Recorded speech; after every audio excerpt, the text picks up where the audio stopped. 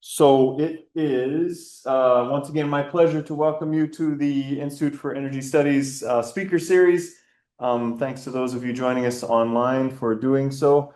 It is also my pleasure to introduce to you someone I met 20 odd years ago in Thailand, and who I now find lives on Lopez Island, just around the corner from here, although he would tell me that the commute across the ferry might not feel just around the corner from here very often.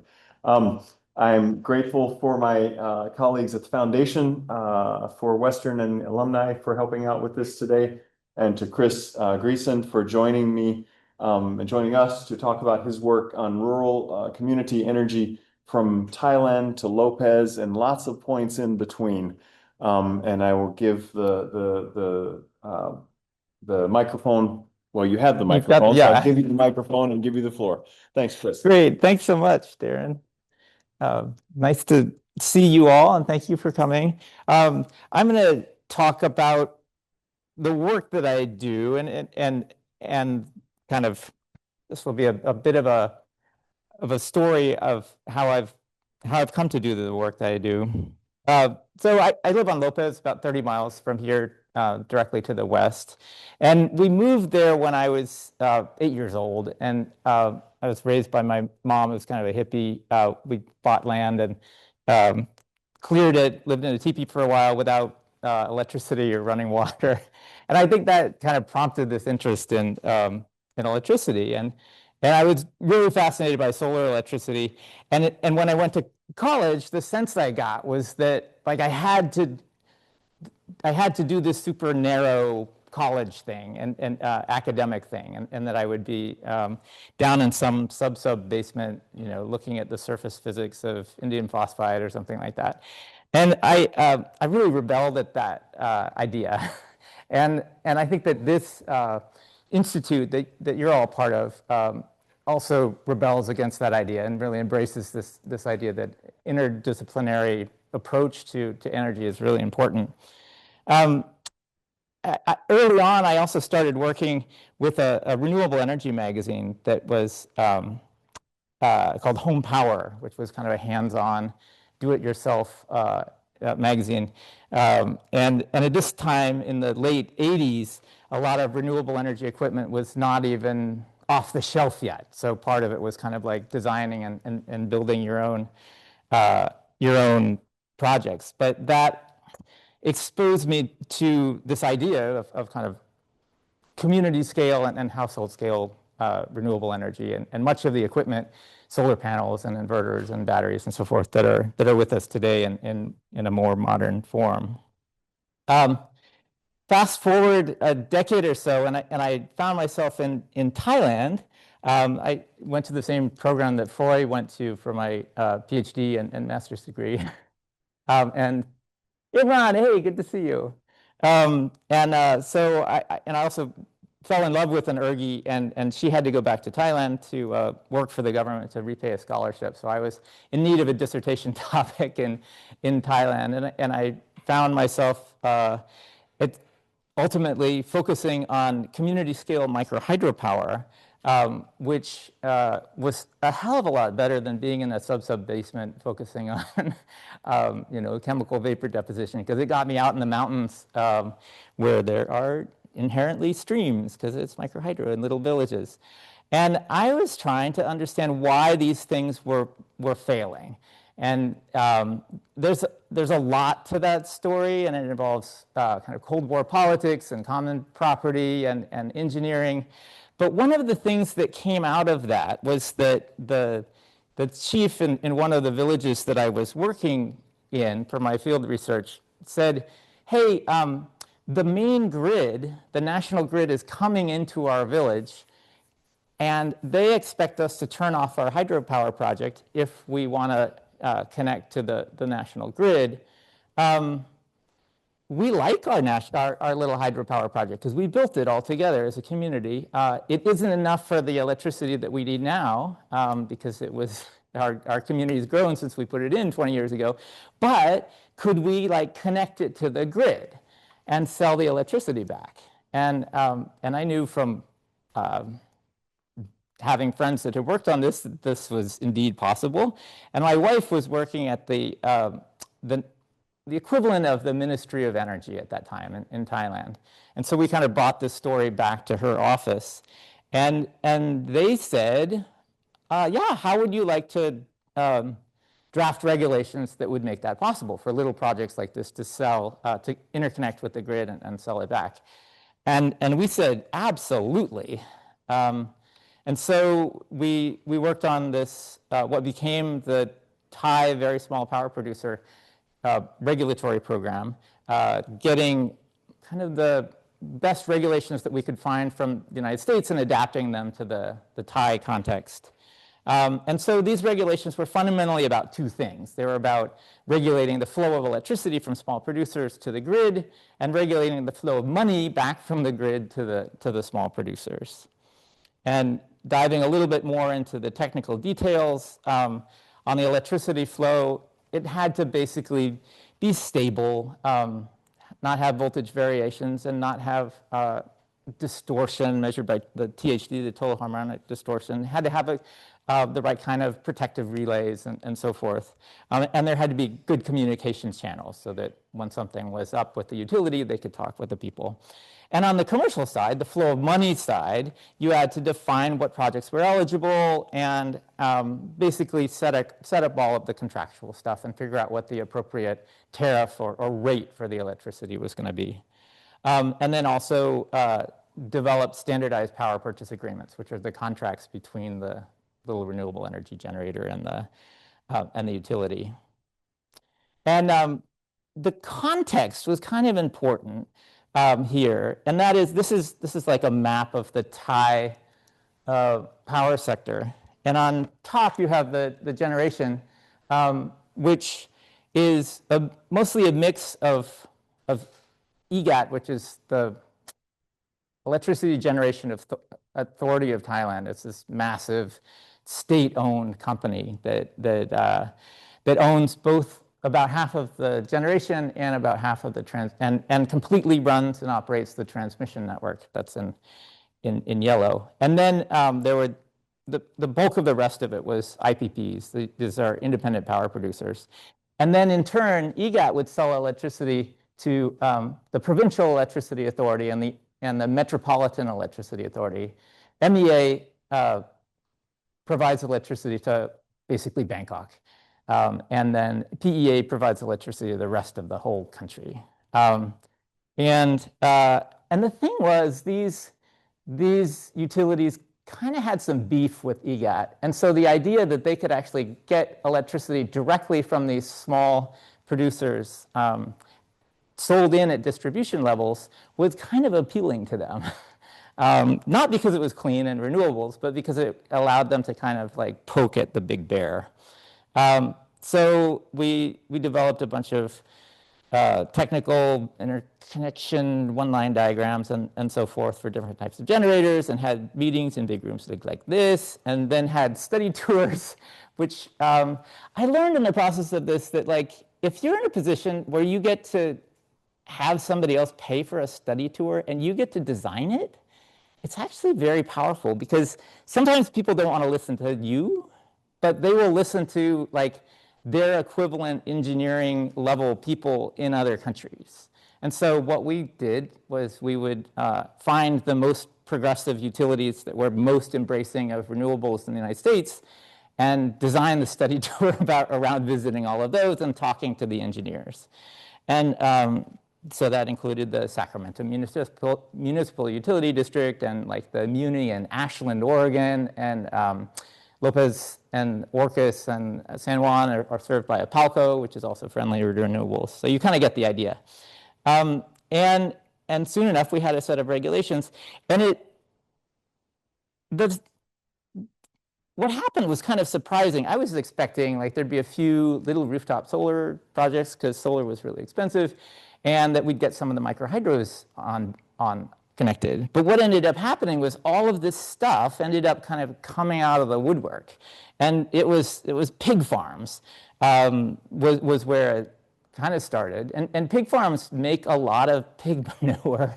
And the pig manure is a problem if you're in the neighborhood.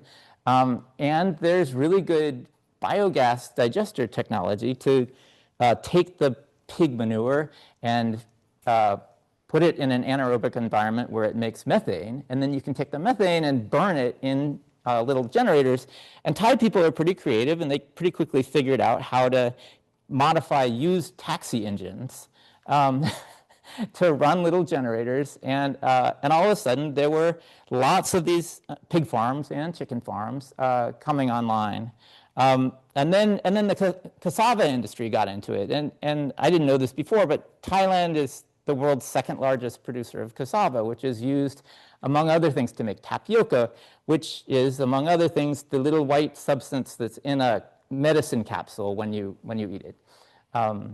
And there's a lot of cassava grown in Thailand, and they had these vast ponds of oozing sewagey like peels left over from the cassava process, because cassava is a root, and you boil it, and then you peel it, and then this stuff gets flushed into ponds.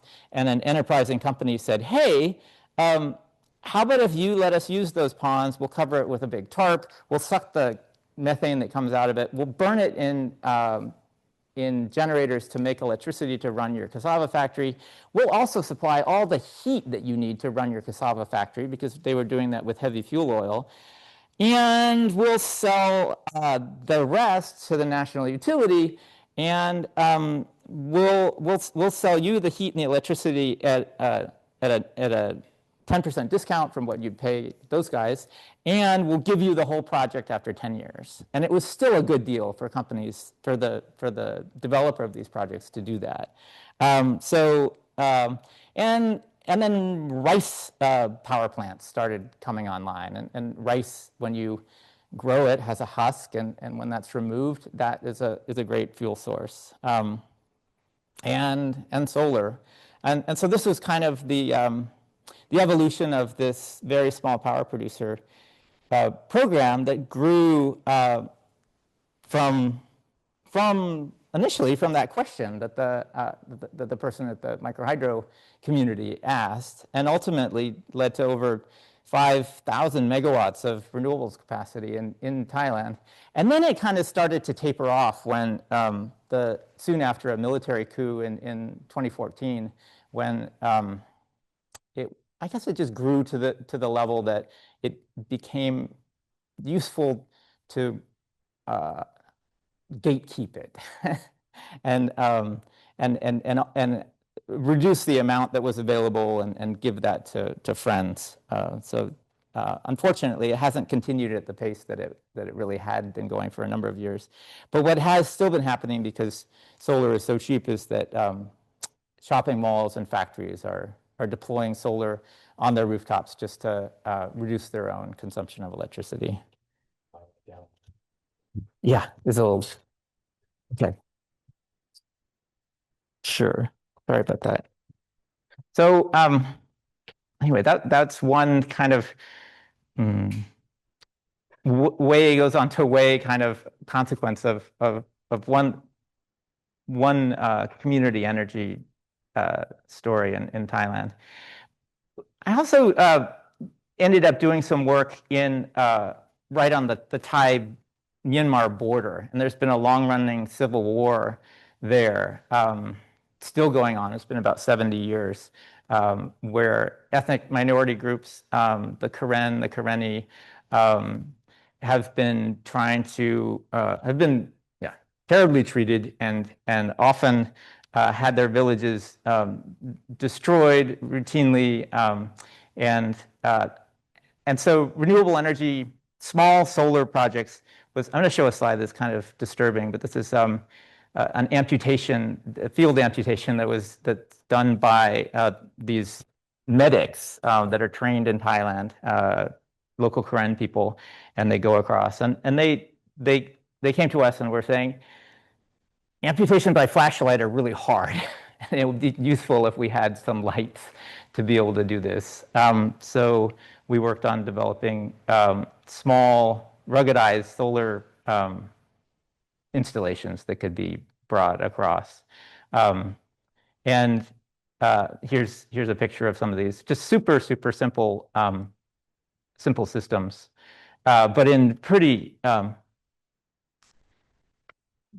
crazily dangerous contexts. And some of the questions that people asked me when we were leading these workshops just alluded to that. One was, they said, well, if the Burmese army comes and we're not able to disassemble the system fast enough, you've tried to supply us with a plug-and-play system that could be disassembled, what's the way that we can destroy it without wasting a hand grenade?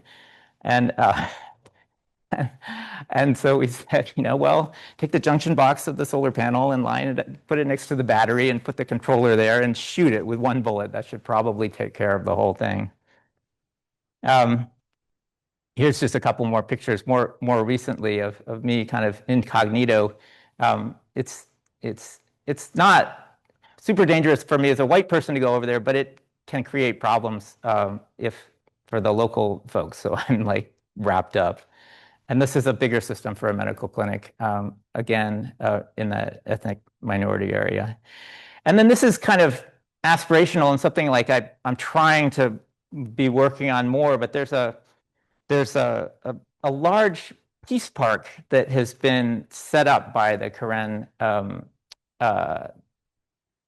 the Karen folks in the midst of this civil war, and they're trying to establish this internationally recognized area where with a really strong ecological focus. And so we've been helping them to develop a renewable energy roadmap and an energy policy for this area.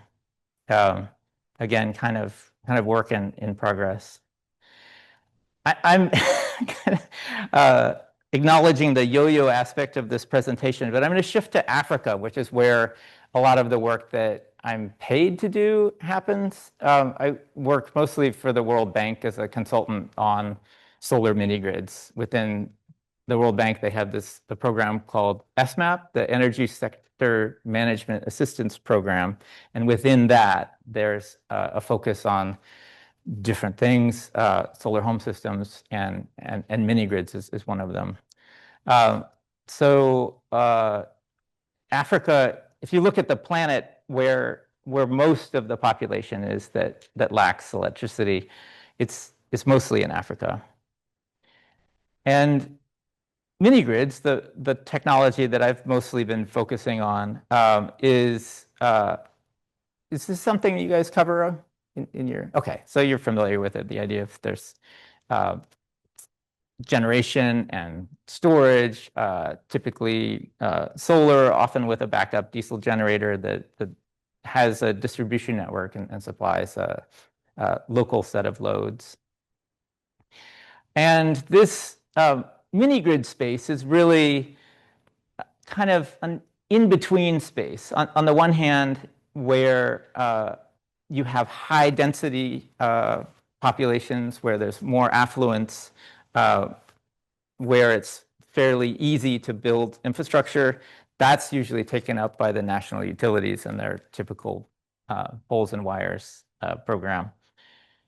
And on the other extreme, for communities that are really dispersed, where there's not much economic activity, that's often the domain of solar home systems. And there's this middle space where mini-grids really have the opportunity to shine. And here's some of kind of where we're at. The World Bank estimates that there's almost 500 million people that could be best served by mini-grids. Most of these are in Africa. Cost has been coming down, and they've really set a goal of reaching an unsubsidized cost of 20 cents a kilowatt hour by 2030, with 99% reliability and to be built within 6 weeks. Costs have been coming down. When we started doing this research at the group in the bank I'm working with in 2018, the cost was about 55 cents a kilowatt hour. By 2025, it had dropped to 2030. There's one company in India that has actually hit 20 cents a kilowatt hour uh, thanks to a pretty significant rollout that they're doing. And some of the factors that are helping really drive mini grids, one of them should not be unfamiliar to you, which is just the relentless decline in the cost of solar panels over the years. And when I started, with that hippie magazine in 1989, it was like 100. It was about $10 a watt for solar panels, and now it's less than 10 cents. So there's been a 100-fold price drop in the course of my career, and many orders of magnitude increase in deployment. Another thing that's been really helping move this is the prevalence of cell phones and cell phone networks. On the one hand, everyone on the planet seems to have a cell phone these days, and they want to charge them. So a small amount of electricity is really valuable. But then there's also bill pay systems. Kenya was actually the original innovator for this with the M-Pesa platform, which allowed for online using the cell phone network payments. But it also allows online monitoring of mini-grid assets. So developers can know how batteries are doing, how the mini-grid is doing without having to have a person there all the time, or without having the problem that small problems cascade to be much larger problems over time.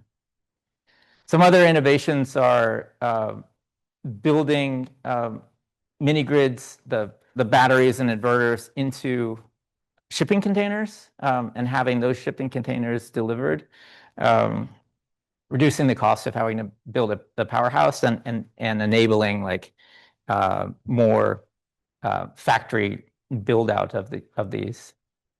Energy efficiency has had a really huge impact on mini grids. It's represented here by an LED, but much more efficient lighting, much more efficient screens mean that a much smaller system with its solar panels and batteries can provide the energy services needed. There's been a lot of interesting work on geospatial tools for mini grids and rural electrification. And this is an image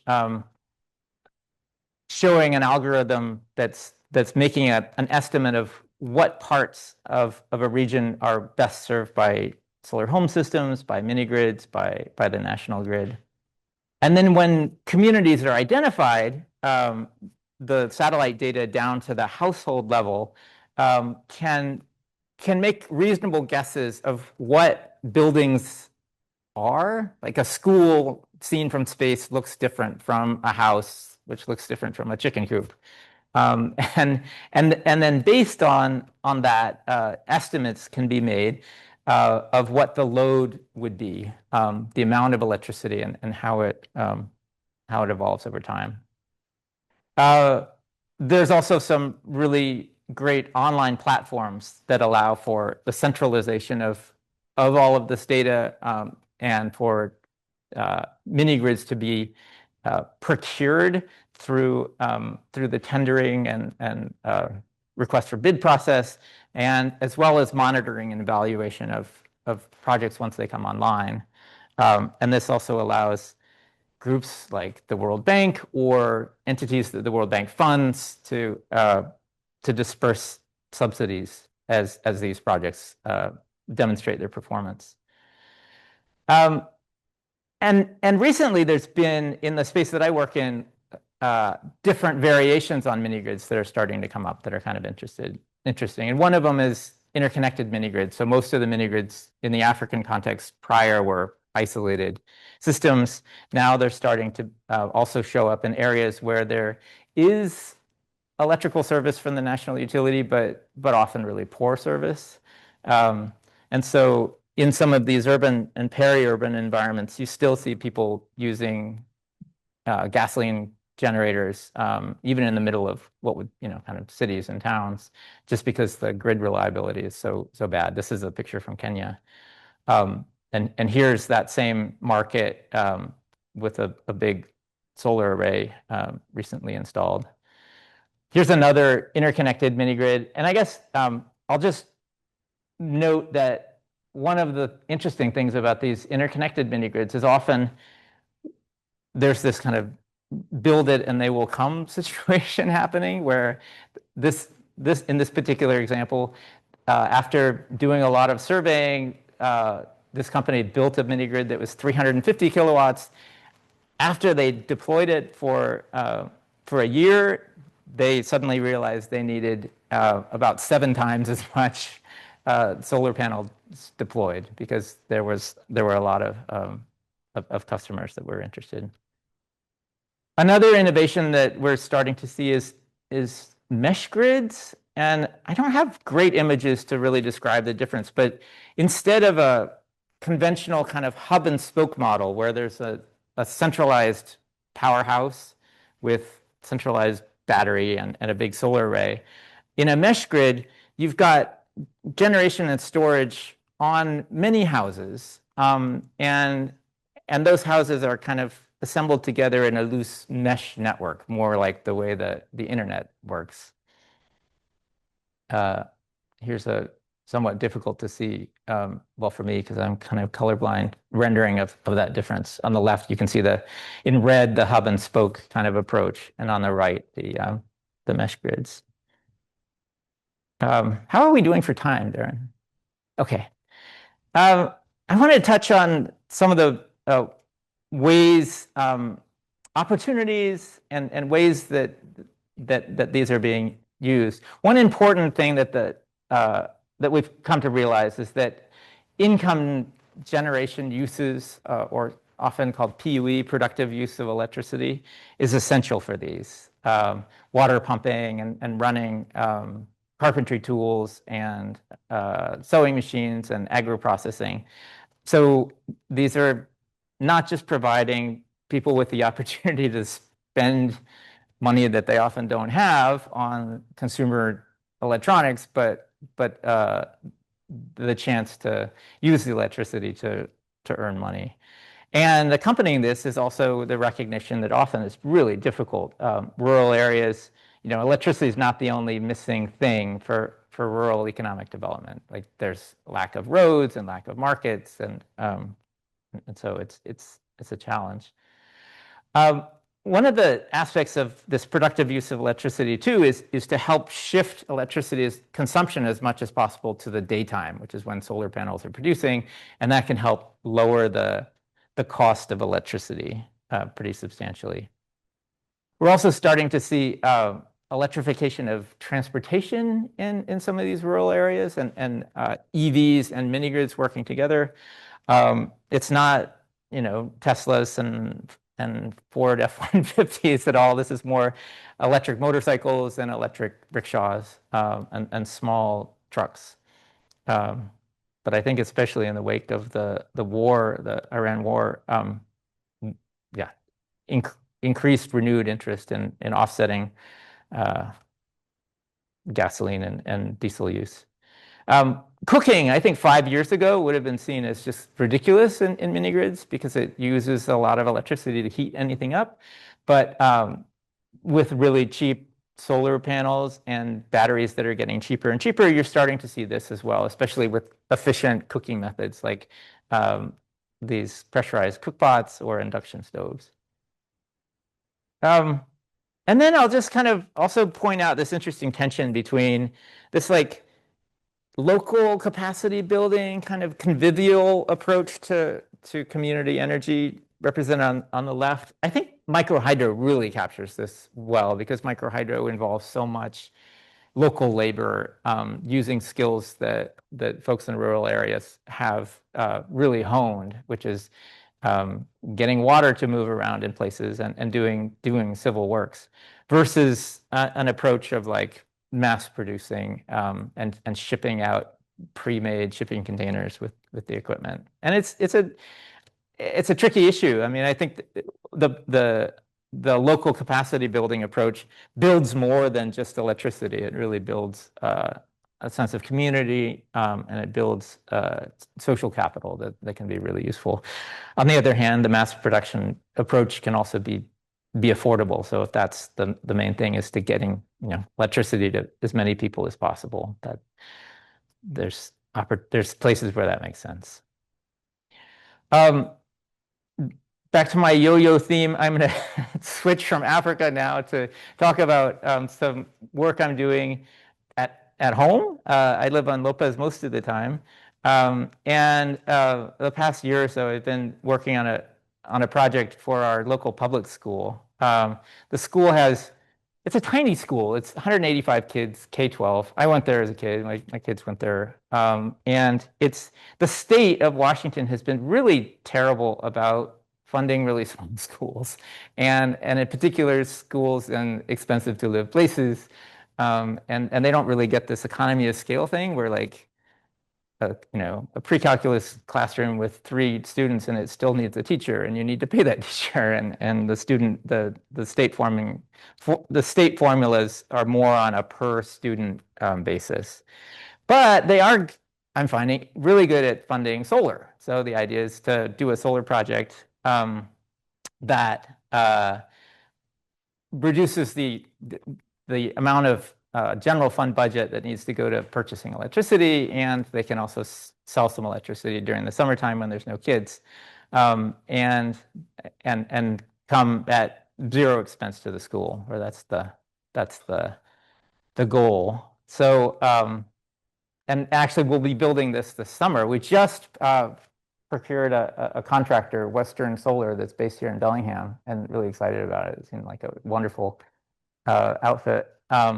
We ran this bidding project. Most bidding processes, you say, here's the thing I want, tell me how much money you need to do it, and we'll take the lowest bid. But in this case, I had a rough idea of how much money, I had a very good idea of how much money I had, or the school had.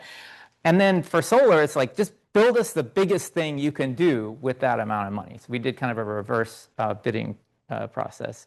And Western Solar came back and they said, well, we can do a 176 kilowatt array. Here's our thought of where we want to put it on your buildings. And we estimate that's going to help the school about $28,000 a year in offset costs. And then there's also a phase 2 where Department of Commerce is studying how they can integrate batteries into it. And then we'll take this grid tie system only, and in 2027 make it into a system that also has batteries and integrates with the school's diesel generator to be a resilient center for in the event of earthquakes or fires or things like that. I was really pleasantly surprised to learn about a couple of funding sources, and I just thought you guys might be interested in that. One was the Washington State Community Solar Expansion Program, CSEP, which provides funding for projects that benefit low-income people. And we have a number of low-income students in the school, so we were able to make that case. And it's paid upon commissioning. And then, despite Trump's efforts to kill federal support for solar, he can't kill it that fast. And so with some legal counsel, we've determined that we will be able to get the 30% investment tax credit in this modality called direct pay, which is for entities like schools and nonprofits that don't pay taxes, don't have a tax appetite. They get a check from the IRS. And so 30% of the cost we're expecting, as long as we use Made in America modules, will be covered by the feds. And we've got lawyers to help ensure they do. And then we got a Department of Commerce grant for this phase 2, which is the batteries and so forth. And then there's just a fun cash flow situation too. The local utility has a loan that so they can loan us $400,000 for the system, but we get reimbursed. The school gets reimbursed after, well, in 2 chunks. You see the first reimbursement there from CSEP, the Washington portion, and then the second portion after the feds eventually get the money to us. Um, and then and then we have to make loan payments to the uh, to to our utility on their setup as an on-bill financing loan arrangement. And then the loan, which is shown in blue, is paid off over the course of 10 years.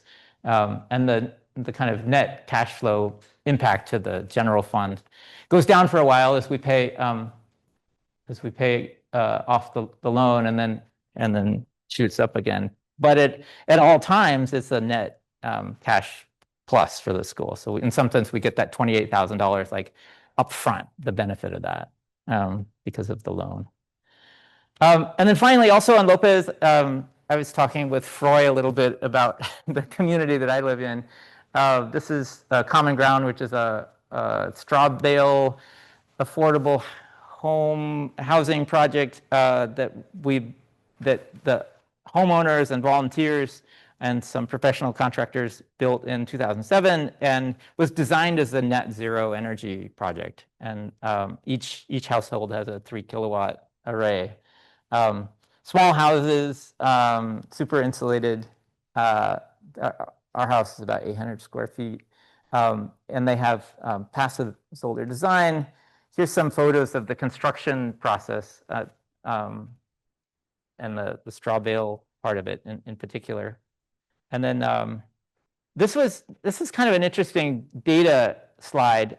So we have 11 essentially identical houses that are all in theory net zero. But as Freud says, the the building envelope is one thing, and then the users are another thing. And we were monitoring electricity use by different households, and we picked kind of high, medium, and low, just to show there's a factor 4 difference in identical construction in similar sized households in these, quote, well, net zero capable houses. So some of the houses ended up being net zero, and not all of them. We ended up getting on the cover of Home Power with this project, which was really fun. That's me and my family, and my daughter with her earmuffs that she's a little embarrassed about now. Yeah, so that's a nice full circle, and also full circle, and bring this to a close just to try to think about some principles that I've learned along the way on some of this work. One is the value of the interdisciplinary approach that you guys are taking. I think it's really important to have a solid foundation in one academic discipline, but be really pretty conversant in things like finance, social science, politics, political, understanding the way that political power works, engineering. I found it also like the power of simple questions is useful to keep in mind. Like that one that the village chief in Thailand asked about, hey, could we connect our microhydro to the national grid? And sometimes simple questions like that people aren't asking can lead to powerful outcomes. It's important to commit to a place, and I don't think I've demonstrated that well in this presentation by being all over the map.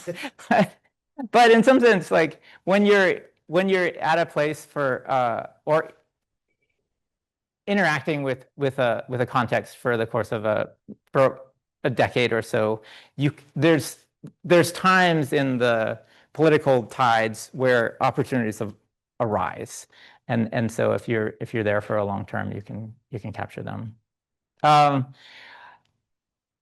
Extrapolate the trends and try to kind of skate in front of the puck. Like we can see that the cost of solar panels and the cost of batteries have just been relentlessly dropping, and even though it seems like hard to imagine they'll get cheaper, the history seems to indicate that they will. So looking at that ever expanding market that's happening with renewables as they get cheaper than everything else. flexibility in the way that you pitch ideas, I think, is really important. And maybe an example of this would be in Thailand, where it wasn't important to these the distribution utilities that the work that we were trying to do was to push small clean energy projects. What was important to them was to be able to exert a little bit of power over EGAT, and also that the country itself at that point really wanted to have privatization. There was kind of privatization ideology that was being disappointed because in California the whole privatized market at that point was collapsing. I don't know if you've read about the Enron fiasco that had happened, but we were able to say, hey, this is an example of private sector involvement in electricity generation, and that helped people hop on. Fill holes. It's often useful to show up and notice where there's something lacking and just work to fill it. And often, at least in our experience, like once you're there demonstrating that you're helping filling holes, like funding to help make that happen ends up being easier than you might think. And then finally, we found it really useful to document and release, like write good analysis on things that are going on and put them on the internet and allow them to be downloaded by anyone. And then that usually helps push progress forward. So that's the end of my slide deck, and I'd love to take any questions. And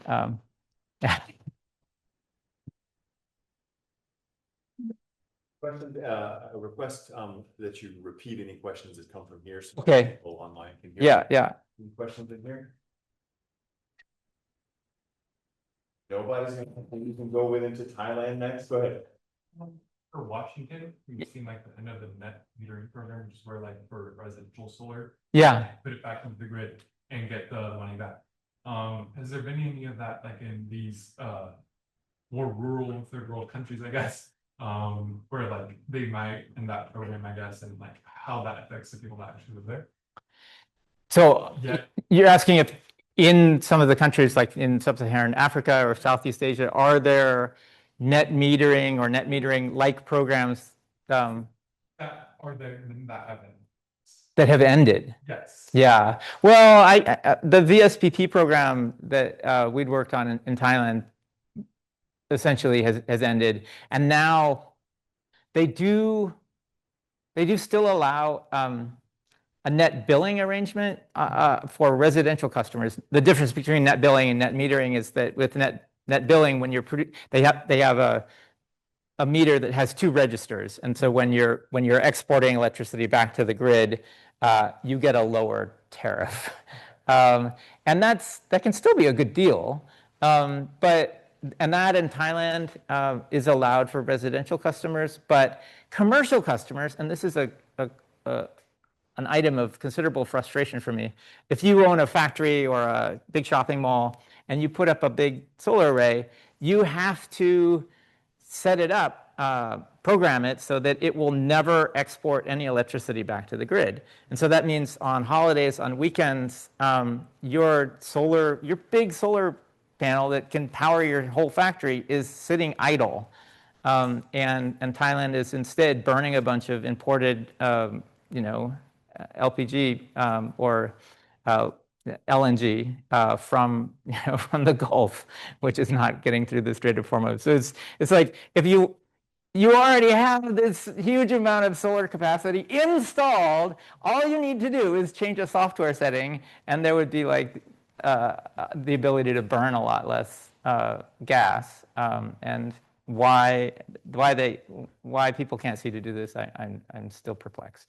Protectionism of some of the players in the fossil generation? I think that's part of it. There is a company that in Thailand that is very heavy into natural gas that also has a lot of control over key ministries. exerts an inordinate amount of political power. Yeah, so that could well be part of it. And I think it's also kind of engineering culture in the utilities, which is just like kind of excessive cover your ass kind of mentality. Like no problems will arise if we don't have the electricity coming back, so we'll just have that be the requirement. Yeah. Anyone else?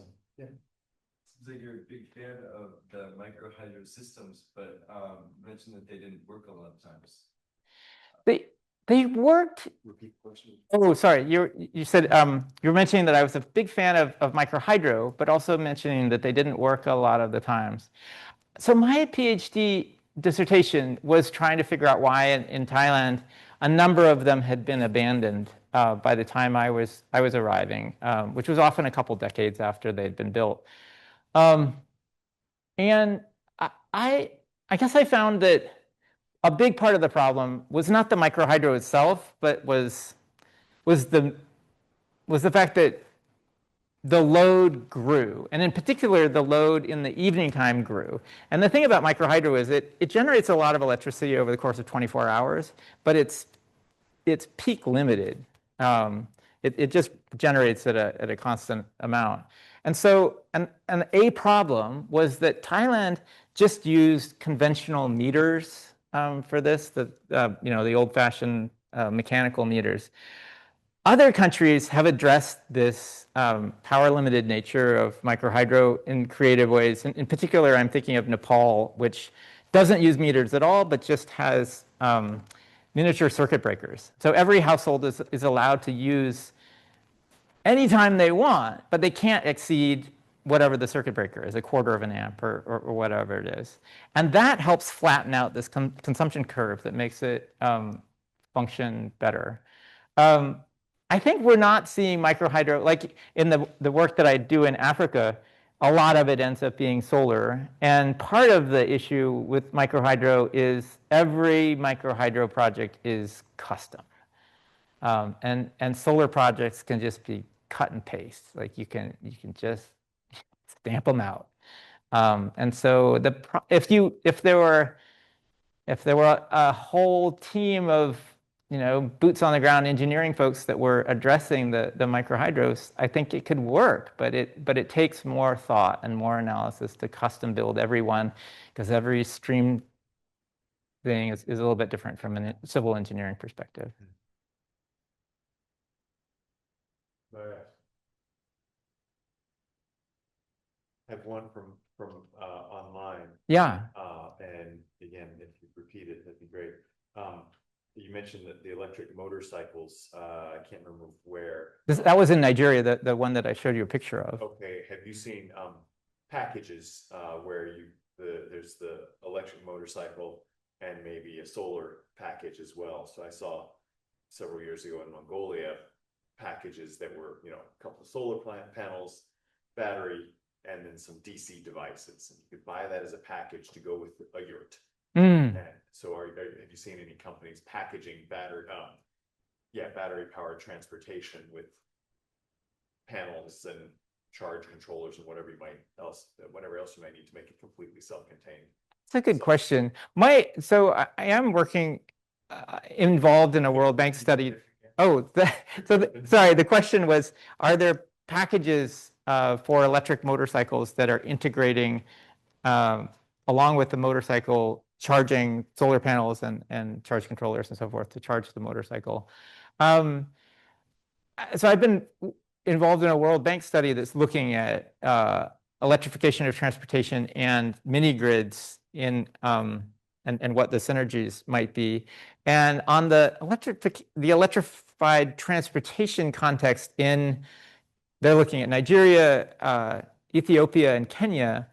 And it really seems that the business models are they're very early stages. Often what's happening is the company that owns the motorcycles will lease the motorcycles to riders. And these riders are often like running little motorcycle taxis a lot. And then they they have to come back and charge only at the charging places that the company owns. Or sometimes the rider will like own the motorcycle, but they have to do this battery swapping thing where they pay a subscription to charge the batteries or to switch out the batteries. And I haven't seen anything where there's like, here's your solar panel to charge your battery. I think a challenge with that too is that like a lot of the time you're riding during the daytime and the solar panel works less well at night. Yeah. Yeah, the battery swapping, that does make more sense. I remember seeing it in China, like battery swapping plans for AA's. Yeah. And motorcycles are great too, because the batteries to like power a motorcycle for whatever, 50 kilometers, like you need a battery that you can pick up. And with battery swapping with cars, like you can't pick that thing up, it's too big. And so they do have these cool little kiosks and you can pull out the battery and swap it out and replace it for a I have a selfish question that I get to ask because I'm director. USAID, has the demise of USAID funding affected work that you were doing in places like sub-Saharan Africa or elsewhere that you know of? Yeah. Immediately when the USAID was being destroyed by Elon Musk, we saw the impact on the Thai-Burma border because there's refugee camps with around 100,000 people there, and all of the healthcare was being funded, in my understanding, by USAID, and people were dying. So not an energy aspect, but that was an immediate, clear thing that was happening. There were also cases where like young people from Myanmar had gone off to study to avoid conscription into the military service, and they were on USAID fellowships, and the name of the fellowship had the word diversity in it or something, or inclusion, and so it was an early target. I mean, ultimately everything was destroyed, but it was like these guys are studying to be engineers and nurses. And so then without the funding to do their programs, then they're sent back and probably end up as fodder for the junta army. It's terrible. On the energy side, it's in particular the model that had been focused on cooperatives, so cooperative ownership, instead of like the private sector coming in and doing these mini grids. That model had been really pioneered, and a lot of work was being done by NRECA, the National Rural Electrification Cooperatives Association, which is the association for all of the co-ops in the United States. There's like 900 electric co-ops, like Apalco, where I live, is one of them. That work it takes a long time to work with the community, and it takes years to get them to build up to the point where they're where they're able to build these cooperative electrical mini grids, and there were a number of projects, in particular in Zambia, that were right at the stage of building, and then they were just leveled immediately. So yeah, not good. All right, I don't see any more questions online. Any more in here? Oh, sorry, Ron, have I ignored you before? Oh. Is there a growth in air conditioning with sort of greater access to electricity or greater access to cheaper electricity? Do you also see a growth in use of air conditioning in Thailand? That's a good question. Oh, is there a growth in air conditioning with the accessibility of, in particular, humidity, high temperature countries like Thailand? Right. Yeah, I mean, I spend a fair amount of time in Thailand. We put solar on the roof that I am working underneath, and I feel a lot better about running the air conditioner during the daytime when it's hot out, because like it more than covers the air conditioning in the room I'm in. I think it's maybe hard to decouple that from the fact that Thailand's just getting hotter too with global warming and the urban heat island effects too. A lot of concrete. It is pretty unbearable, especially like right now. Right now is the hot season. Thailand's peak electricity consumption happens typically during a day in April, which is the hot season, and it is driven by air conditioning load. And so solar is a really nice way to address that. And now actually it's gotten to the point where the evening load has shifted, the peak has shifted to the evening, much as it did in California and other places as solar got built out. But yeah, I mean, I guess we would we would expect that. And it's a nice mix with solar because it tends to be hot when the sun is out. Yeah. Yeah, that one chart that showed kind of going from like urban areas to really rural areas, the best way to provide electricity in those different locations. Right, the mini grid space. Solar home systems. I would think that like the solar home systems have probably seen the biggest cost reduction. So is there sort of like, are the costs coming down faster for those sort of really distributed systems than how the cost is changing for the sort of grid systems? And if that is the case, you would sort of see sort of lowest cost solution is sort of getting closer and closer to more populated areas. Is that a reasonable?